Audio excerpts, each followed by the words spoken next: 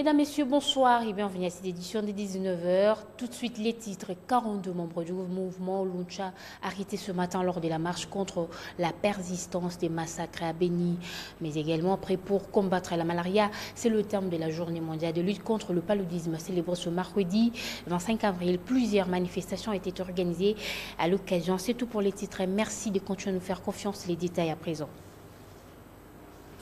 Direction Nord Kivu, comme je le disais à l'ouverture, 42 membres du mouvement Luncha ont été arrêtés ce matin lors de la marche contre la persistance des massacres à Béni. Ils protestaient contre la persistance des massacres dans cette partie du pays. Pour Esaïe Liko, membre de la Luncha à Béni, la marche a commencé comme prévu, mais elle a été réprimée avant d'atteindre le point de chute.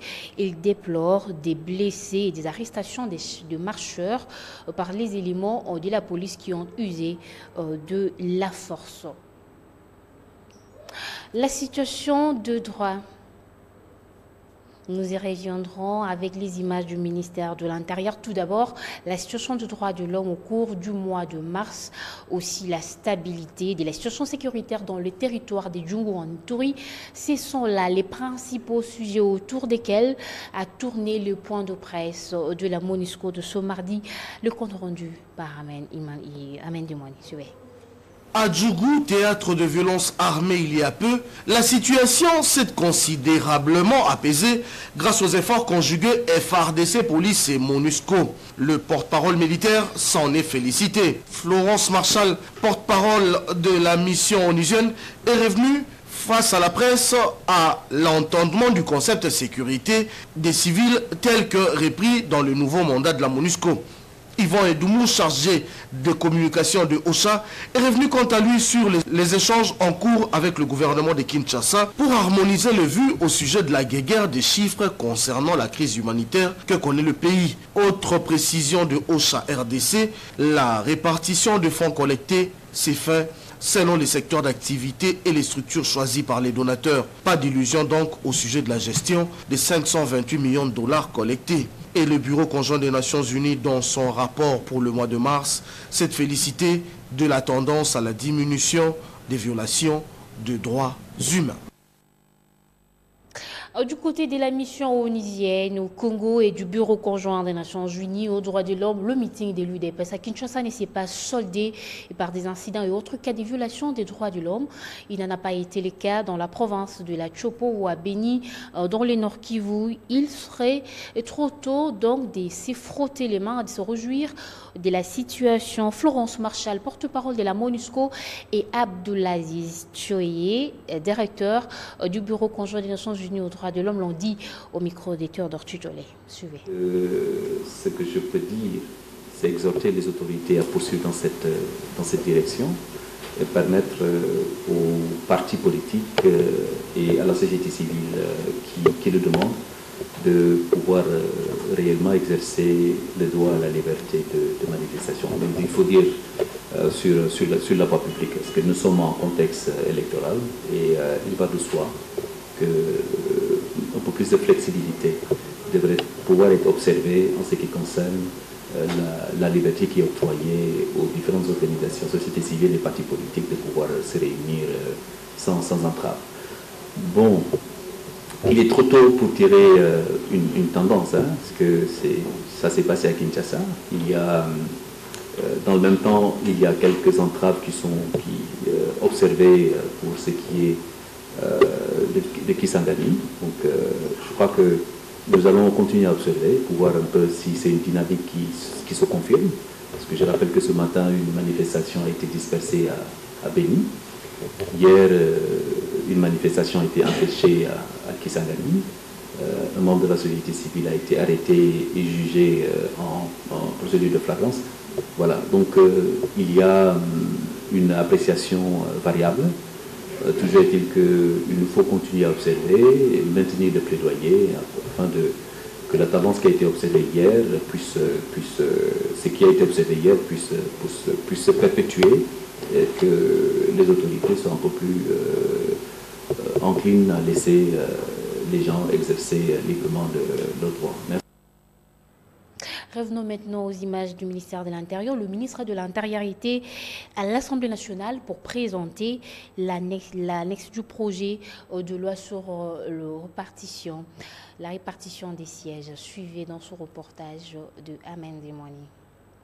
Il s'agit d'une étape importante, mais qui n'aurait pas dû être dans la mesure où, en principe, c'est une annexe à la loi électorale qui a déjà été votée. Parce qu'il y a eu des perturbations dans la réalisation de l'enrôlement, les fichiers n'ont pas été mis à jour à temps. On a donc adopté de façon décalée d'abord la loi électorale, puis ses annexes. Et donc la répartition des sièges vient en appui à la loi électorale déjà votée. Et donc il devient important maintenant de savoir pour chaque circonscription combien de députés sont élus et sont répartis de quelle manière. C'est en fait une conférence. Je ne pense pas que le débat ait été si houleux que ça. Ça aurait pu être pire dans la mesure où ça touche à la configuration de l'heure électorale. Donc, s'il y a une erreur de calcul dans la configuration démographique telle que présentée par la CENI dans ses statistiques publiées le 6 avril, ça pourrait avoir un impact sur l'exactitude de vote exprimé. Alors, les députés sont concernés au premier chef par le fait qu'ils ont à veiller à ce que la représentation démographique soit conforme avec ce qui a été récolté comme statistique sur le terrain lors de l'enrôlement. Mais je crois qu'ils sont compréhensifs par le fait que c'est peut-être le fichier le plus affiné, celui sur lequel on a le mieux travaillé et qui est le plus proche possible de la réalité sur le terrain. On va continuer à améliorer le travail dans la commission et après coup, on verra si nous serons aussi éloignés des réalités telles qu'elles ont été rendues par la Commission électorale nationale indépendante.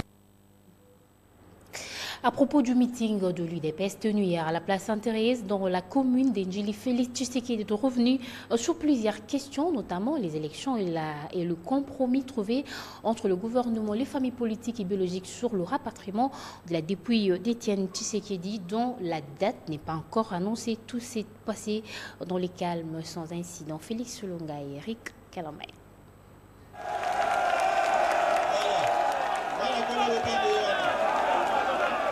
Il s'agit de sa première sortie publique après son élection comme président de l'Union pour la démocratie et le progrès social. C'est aussi le premier rassemblement de l'opposition autorisé depuis près de 2 ans. De prime abord, Félix Tshisekedi a salué ce geste et invité le pouvoir à poser plus d'actes de bonne foi. Aux militants, il a rappelé que le combat pacifique est caractérisé par les succès et les échecs, soulignant que cette réunion est une conséquence de la pression. Ezali conséquence, il y a la pression, il y a bana Congo. Yango nazali kosenga bango ba voisin. Va continuer au sala ba acte ya bonne foi. Et souki wanate, tozali lisusu na décrispation. Na kati ya décrispation wana tozali na bandeko o bazali nanu na boloko na moment tozali kolobawa. Démontant les rumeurs au sujet d'éventuelles négociations secrètes avec le pouvoir sur sa probable nomination comme Premier ministre, le président de l'UDPS a plutôt les intentions rivées vers la présidence de la République. Balobi tolingi ozala candidat na biso na présidentielle. Bongo siko bokomo zongi sanga sur la primature. Primature distraction va continuer distraction na bango. Biso peut se préparer pour bon memanga na ebonga oyo bosengi ngana zwa. Pour ce qui est du processus électoral, Félix Tshisekedi a redit son rejet de la machine à voter. Au-delà, il continue à exiger l'audit du fichier électoral et du serveur de la centrale électorale par l'OIF et les experts nationaux, soulignant au passage la nécessité du remplacement du délégué de l'UDPS à la CENI. En outre, il a révélé une partie de son projet de société dont l'instauration d'un état de droit et la lutte contre la pauvreté qui figurent parmi les priorités. Lors du meeting, Félix Tshisekedi a par ailleurs confirmé la trêve qui sera observée dès l'annonce de la date du rapatriement du corps d'Étienne Tshisekedi jusqu'à son enterrement. Au chapitre des réactions, l'autorisation de cette manifestation est un signal fort de la décrispation du climat politique, mais l'UDPS exige d'aller au-delà en libérant les détenus et les retours des exilés politiques. Les cadres qui louent l'initiative demandent également la mise à l'écart de la machine à voter aux prochaines élections suivant-les. Au micro de Félix Ilungueri Kalambay. C'est pour cela que le président a commencé par remercier l'autorité établie pour le moment. Mais il les a encouragés, il leur a dit de continuer dans le même élan pour que nous puissions continuer, que ça ne soit pas seulement un geste pour aller déclarer en Angola que je suis en train de décrisper la situation au Congo. Si c'est une réalité, ça va continuer avec les autres, pas seulement avec l'UDPS. Bon, déjà, nous sommes contents avec l'autorisation du retour de la dépouille du président. C'est déjà un bon point et nous espérons et nous les encourageons de continuer avec d'autres mesures de décrispation. Les élections ne signifient pas ma machine à voter. Il y a des bulletins de vote, on peut voter. Il y a toujours eu, depuis Mobutu, il y a eu des votes. Après Mobutu, 2 fois des élections 2006 avec les cartes de lecteurs, avec les bulletins de vote. Donc nous n'avons pas besoin de cette machine-là. Ça a confirmé que c'est un grand parti politique dans ce pays, que nous lançons déjà un signal très fort en ce qui concerne la gestion du pays, en ce qui concerne les processus électoraux dans ce pays. Donc l'UDPS est là et demain tout le monde doit compter sur l'UDPS pour l'avenir heureux de ce pays, la RDC. Parlons santé à présent. Prêt pour combattre la malaria, c'est le terme de la journée mondiale de lutte contre le paludisme célébrée ce mercredi 25 avril. À l'occasion, l'Organisation mondiale de la santé estime que 40% de la population mondiale est à risque de paludisme. En Afrique du Sud subsaharienne, un enfant de moins de 5 ans meurt toutes les 30 secondes, soit 3000 enfants âgés de moins de 5 ans par jour. Il demeure cependant difficile d'évaluer avec précision l'ampleur de la maladie. Commentaire signé Hermione Envoy, taper le tonneau. En 2016, près de la moitié de la population mondiale était exposée au risque de contracter le paludisme. La plupart des cas de paludisme et des décès dus à cette maladie surviennent en Afrique subsaharienne. En 2016, 91 pays étaient confrontés à une transmission continue du paludisme. Certains groupes de la population courent un risque beaucoup plus élevé que d'autres de contracter le paludisme et d'être gravement atteints. Les nourrissons, les enfants de moins de 5 ans, les femmes enceintes, les personnes porteuses du VIH ou atteintes du sida, les migrants non immunisés, la population itinérante et les voyageurs. Les programmes nationaux de lutte contre le paludisme doivent prendre des mesures particulières pour protéger ces groupes du paludisme en tenant compte de leur situation. Selon le dernier rapport sur le paludisme dans le monde, publié en novembre 2017, il y a eu 216 millions de cas de paludisme en 2016, contre 211 millions en 2015. On estime à 445 000 le nombre de décès dus au paludisme en 2016, un chiffre similaire à celui de l'année précédente qui était de 446 000. La région OMS de l'Afrique supporte une part disproportionnée de la charge mondiale du paludisme. En 2016, 90% des cas de paludisme et 91% des décès dus à cette maladie sont survenus dans cette région. 80% des charges de morbidité dues au paludisme pesaient sur une quinzaine de pays, tous situés en Afrique subsaharienne. Dans les régions où la transmission du paludisme est intense, les enfants de moins de 5 ans risquent tout particulièrement de contracter l'infection, de tomber malades et de mourir. Plus de 2 tiers des décès dus au paludisme surviennent dans cette tranche d'âge. Le nombre de décès enregistrés chez les enfants de moins de 5 ans est passé de 440 000 en 2010 à 285 000 en 2016. Toutefois, le paludisme demeure toujours un facteur majeur de mortalité chez les enfants de moins de 5 ans et un enfant en meurt toutes les 2 minutes. Les moustiquaires à imprégnation durable sont les moustiquaires de choix pour le programme de santé publique. L'OMS recommande de les distribuer à toutes les populations à risque. Les moyens les plus efficaces et les moins coûteux d'y parvenir est de fournir des MID gratuitement afin que tout le monde y ait accès dans les mêmes conditions. Il faut parallèlement mettre en place des stratégies de communication efficaces de façon à ce que chaque personne exposée au risque de contracter le paludisme dorme toutes les nuits sous une telle moustiquaire. À Kinshasa, la journée des luttes contre le paludisme était marquée par une grande rencontre organisée dans l'enceinte de l'Académie des Beaux-Arts. Le programme national de lutte contre le paludisme a présenté à l'occasion le plan national de lutte contre la maladie. Bienvenue Baboy et Alain Zongola. En 2016, les rapports du PNLP a signalé plus de 15 millions de cas de paludisme sur près de 40 millions de nouveaux cas enregistrés, soit 38% de morbidité proportionnelle, dont 33 997 décès dits à ces fléaux sur 96 107 décès enregistrés sur l'ensemble du pays, soit 35% du taux de mortalité proportionnelle. En 2017, il a été observé une tendance baissière de la mortalité dans les rapports annuels du PNLP par rapport à 2016. La République démocratique du Congo a enregistré 27 458 décès sur 15 272 767 cas de paludisme comptabilisés dans les différents services de santé. Vous savez, la malaria, c'est un sérieux problème de santé publique. Vous l'avez suivi, vous avez suivi, monsieur le ministre, qui dit que la malaria appauvrit nos familles. La malaria appauvrit la société. Et donc, tout le monde doit se tenir la main dans la main. Tout le monde doit se tenir la main pour que nous puissions tous combattre ces fléaux. Alors, je profite pour passer encore, insister sur le message lu tout à l'heure par le ministre de l'Environnement.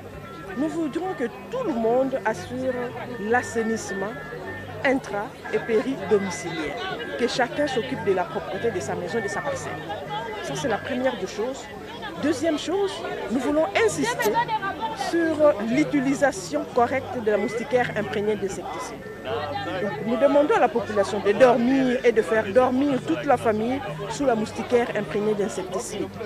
Troisièmement, nous demanderons à toute la famille, toute la communauté, dès qu'on voit un membre de la famille a de la fièvre, il faudrait rapidement l'amener dans un centre de santé le plus proche. En marge de cette journée, l'ONG Médecins sans frontières estime sur toute l'étendue du territoire national à 15 millions de personnes affectées et 27 500 décès dus à la malaria ont été enregistrés en 2017. Information livrée ce mercredi par MSF lors d'un point de presse organisé à Kinshasa. Images et commentaires à suivre dans nos prochaines éditions. Je ne suis pas lassée à vous présenter cette édition du journal, la suite du journal, avec vous, Anita Kangodia. Lancement mardi des ateliers de réflexion sur l'emploi des jeunes en République démocratique du Congo. Objectif, inciter les jeunes à l'esprit de créativité pour réduire le chômage chez les jeunes. Un accent particulier a été mis sur la formation professionnelle. L'initiative est de l'Association des anciens stagiaires de l'INPP en collaboration avec le ministère de la formation professionnelle et de l'artisanat. Élisée Mafou et Doudou Kassouba pour le reportage. Les ateliers de réflexion sur l'emploi de jeunes qui viennent d'ouvrir leurs portes dans la commune de Limete vont s'étendre dans toutes les communes de la capitale. Ils visent susciter chez les jeunes le désir d'apprendre un métier dans une institution de formation professionnelle afin d'être capable de créer son propre entreprise et ainsi pallier le chômage des jeunes. Les problèmes de chômage ne concernent pas seulement ceux de l'INPP, il est général. C'est qu'en invitant, on a invité les jeunes de diverses régions de la commune de Limete parce que nous avons commencé la première étape pour qu'on leur donne l'information sur les avantages de la formation professionnelle. Nous voulons que la formation professionnelle devienne les créneaux ou la solution pour le chômage. À la différence de l'enseignement dit classique qui déverse chaque année sur le marché que les demandeurs d'emploi. La formation professionnelle par contre forme pour l'auto-prise en charge. Et nous osons croire qu'avec le métier, lorsque les gens sont formés dans le métier, que nous perdions un peu ce sens-là du mythe des diplômes. Hein, c'est un peu le problème qui gangrène un peu la jeunesse aujourd'hui. Les participants à ces assises ils vont relever le défi de la pauvreté et du chômage. Et à la fin, un cahier de charges contenant des recommandations sera soumis au gouvernement. Des recommandations qui viseront notamment l'accompagnement des personnes ayant suivi une formation professionnelle. Quittons l'INPP pour nous rendre à la colline inspirée où les professeurs de l'université de Kinshasa sont en grève depuis le 20 avril dernier. Vous le savez déjà, pour réclamer l'amélioration de leurs conditions salariales. C'est à l'initiative de l'APUKIN. Mais sur le terrain, les mots d'ordre semblent ne pas être respectés. Gloria Seya et Manitango. Déclenchée depuis le 20 avril dernier, la grève des professeurs de l'université de Kinshasa semble ne pas être générale. Selon le professeur David Loubo, le mot d'ordre lancé par l'APUKI n'a pas été respecté. Il soutient par ailleurs tous les professeurs qui continuent à dispenser les cours. Toutes les facultés fonctionnent normalement, donc le mot d'ordre n'a pas été suivi. Et peut-être c'est le nôtre qui a été suivi parce que nous avons demandé aux professeurs d'enseigner pour sauver l'année académique et pour que nous puissions atterrir en douceur. Donc pour nous, il n'y a pas de grève. De leur côté, les étudiants souhaitent voir la suspension de la grève.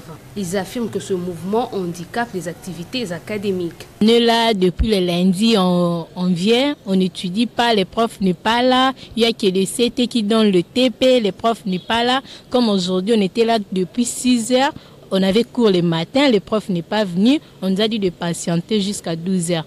On ne sait même pas s'il y aura cours ou il n'y en aura pas. On ne peut pas soutenir ça, vu qu'on a déjà commencé en retard et nous sommes déjà en retard. Attendre jusqu'à ce que les professeurs vont finir avec la grève, on sera toujours en retard. Nous réclamons aussi qu'on organise bien et qu'on pense pour les professeurs pour qu'ils puissent aussi avancer avec les cours. Sinon, nous payons jusqu'à là où nous sommes en retard. Les parents, nous avons déjà tant payé d'argent et puis nous réclamons les cours chaque fois. Ce mouvement de grève a été lancé à l'issue de l'Assemblée générale de l'Association des professeurs de l'Université de Kinshasa le vendredi dernier. Les professeurs réclament l'amélioration de leurs conditions salariales. Ils dénoncent en outre le non-respect des engagements pris par le gouvernement de bonne foi. Et la journée d'hier a été consacrée aux livres et aux droits d'auteur. Une conférence débat a été organisée mardi à l'Institut français sous les thèmes livres numériques et droits d'auteur. La conférence visait à encourager la lecture, un moyen qui permet notamment d'acquérir des connaissances sur différents aspects de la vie. Élisée Moff. L'objectif de cette conférence débat était d'encourager les Congolais en général et la jeunesse en particulier de susciter en eux le goût de la lecture. Avec l'arrivée du numérique, le livre papier garde sa valeur et la bibliothèque a toujours sa place dans la société. Nous ne cessons d'encourager ceux qui viennent à la bibliothèque et comme je l'ai dit, c'est un outil de travail et de connaissance qui reste plus disponible que le numérique dont on a parlé. Les auteurs et autres scientifiques sont contre la piraterie qui viennent empiéter sur le droit d'auteur. Ils plaident tout de même pour la ratification du protocole de Nairobi qui facilite, comme dans certains pays africains, l'entrée gratuite de manuels scolaires. Que le livre soit électronique ou que ce soit un livre traditionnel, comme on dit, sur papier, les droits moraux comme les droits patrimoniaux doivent être respectés. D'ailleurs, vous pouvez voir même pour tout ce qui est tombé dans le domaine public, vous verrez que le nom de l'auteur est toujours là. Même tout ce qu'on télécharge publiquement, le nom de l'auteur est toujours là, le nom de l'éditeur également. Donc, pour les livres qui sont protégés, l'auteur, celui qui accède, paye, et chaque fois que l'auteur, que le client, le lecteur a payé, l'éditeur sait comment il peut rémunérer l'auteur. Le photocopiage, comme c'est écrit sur certains livres, il tue le livre. Un don de plus de 1800 livres a été offert à l'occasion de la journée du livre par l'Institut français aux écoles et instituts supérieurs de Kinshasa, du Grand Bandundu et du Congo central. Visite des enquêteuses de l'ICOFEM aujourd'hui à Numérica Télévision. Elles ont eu une séance de travail avec quelques journalistes. Reportage. La séance de travail entre les enquêteurs de l'Union congolaise des femmes des médias et les journalistes de Numérica Télévision a tourné autour du monitoring basé sur le genre. Ensemble, les deux parties ont analysé pendant près de 5 heures quelques éditions du journal de Numérica Télévision. Nous travaillons en collaboration avec les professionnels des médias, spécialement sur les questions liées aux droits des femmes Et comme les femmes ont plusieurs problèmes, entre autres leur promotion aussi, pourquoi pas leur intégration aussi au sein des médias. Et spécialement aujourd'hui, nous sommes venus voir l'équipe de la chaîne de télévision Numérica Télévision pour discuter du contenu médiatique, c'est-à-dire analyser les journaux télévisés, voir dans quelle manière nos reporters, c'est-à-dire les reporters de Numérica TV, font leur travail. Est-ce qu'ils font allusion à l'éthique et entrer au genre? Est-ce qu'ils font allusion au travail qu'est fait la femme? Après quelques observations, les journalistes du média visité se sont engagés à faire mieux pour promouvoir la dimension genre dans leurs reportages. Après la ronde des médias de la ville de Kinshasa, un rapport sera publié par l'UCOFEM. La plupart de nos reporters tiennent compte du genre. S'il y a une interview avec un homme, obligatoirement, une femme doit intervenir dans cette interview. C'est vrai que les femmes parlent difficilement, mais en tout cas, les reporters de Numérica Télévision sont assez outillés en la matière. Merci Anita Kangoudia pour ces détails. En sport, poursuite de play-off du championnat. 4 rencontres étaient au rendez-vous cet après-midi à travers différents stades du pays. À Kinshasa, Desampa a joué.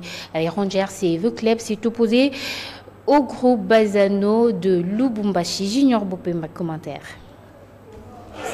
C'est grâce aux réalisations de Boukassa à la 29e minute et le doublé de Kazadi Kassengou à la 51e et à la 60e minute de jeu que le dernier club Motema Pembe s'est imposé sous l'Académie Club Rangers ce mercredi 25 avril dans le cadre de la 7e journée du play-off du championnat de la Lina Foot. Du côté de l'AC Rangers, l'on reconnaît sportivement les résultats. Deuxième pas a prouvé qu'il était plus fort. Il a marqué de but pendant 3 buts. Qu'est-ce qui n'a pas marché? Quel est le compartiment qui n'a pas marché? La défense n'a pas marché. Chez les Immaculés, c'est plutôt un motif de satisfaction avant d'affronter le samedi prochain le tout-puissant Anglebert Mazembe ici à Kinshasa au stade des Martyrs de la Pentecôte. C'était important aujourd'hui. Les 3 points étaient importants pour entrer dans les 3 premiers. Donc ce qui était important aujourd'hui, c'est ça. Et puis on a laissé, je crois, 6 à 7 joueurs au repos aujourd'hui pour le match de dimanche contre Mazembe parce que c'est très important. Donc parce qu'on a fait au moins 6 jours, 3 matchs en 6 jours. Donc c'est normal qu'on nous laisse au repos. Donc nous sommes contents. L'équipe a pris les 3 points qui étaient importants. Sport encore de retour au pays après la participation des Léopards Judo au 39e championnat d'Afrique, d'où ils ont glané quelques médailles d'or, une en or et 3 en bronze. Le 3e vice-président de la FENACOJU, Mouchik Chaleur, est revenu sur le bien fondé de participer à cette compétition. Une fois de plus, Junior Bopé, mes commentaires. En Tunis, les Léopards de la RDC ont participé au 39e championnat d'Afrique des Nations de la spécialité avec brio. De retour au pays, le 3e vice-président de la Fédération nationale congolaise de judo n'a pas eu sa langue en poche pour retracer les grandes lignes de ce voyage. Mais tout dépend du ministère du sport. Si tu as dit que tout dépend de pourquoi si tu as voyagé, tu as hors d'émission, tu as un bon l'État. Mais ce qui est l'État, tu as une communauté, tu as autonome, tu dépends de non. Si tu dépends de il faut tout ça. Mais le quoi, tu dépend du ministère et sport. Tu dépend du ministère du sport. Peggy, Naza, 3e vice-président chargé à sport et technique et à fédération. Quant à la prise en charge de la délégation de la FENACOJU par le gouvernement, l'ancien champion d'Afrique précise. Le judo tozongi ko voyage après 8 ans. Le lot ko voyage na compte à l'État. Vous venez là de suivre la participation des Léopards à la 39e édition. Mesdames, messieurs, c'est par ici que nous mettons fin à ce journal. Merci de l'avoir suivi. Moi, Anita Kangoudia, nous étions heureuse de vous présenter cette édition. Le prochain, c'est demain à 19h. Mais continuez à nous suivre sur YouTube et de visiter également notre page Facebook Numérica Télévision officielle. Très bon suite de programme sur nos antennes. Au revoir.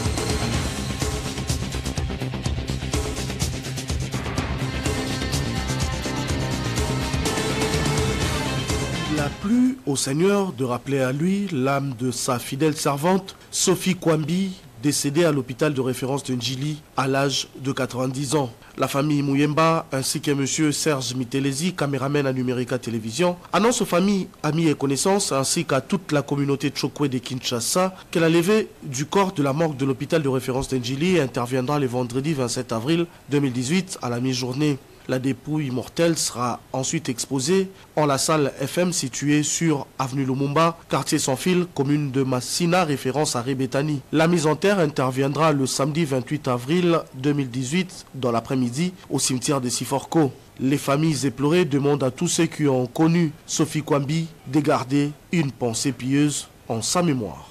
Il a plu au Seigneur de rappeler à lui l'âme de sa fidèle servante, Sophie Kwambi, décédée à l'hôpital de référence de Njili à l'âge de 90 ans. La famille Mouyemba ainsi que M. Serge Mitelezi, caméraman à Numérica Télévision, annonce aux familles, amis et connaissances ainsi qu'à toute la communauté Tchokwe de Kinshasa que la levée du corps de la morgue de l'hôpital de référence de Njili interviendra le vendredi 27 avril 2018 à la mi-journée. La dépouille mortelle sera ensuite exposée en la salle FM située sur avenue Lumumba, quartier sans fil, commune de Massina, référence à Rebetani. La mise en terre interviendra le samedi 28 avril 2018 dans l'après-midi au cimetière de Siforko. Les familles éplorées demandent à tous ceux qui ont connu Sophie Kwambi de garder une pensée pieuse en sa mémoire.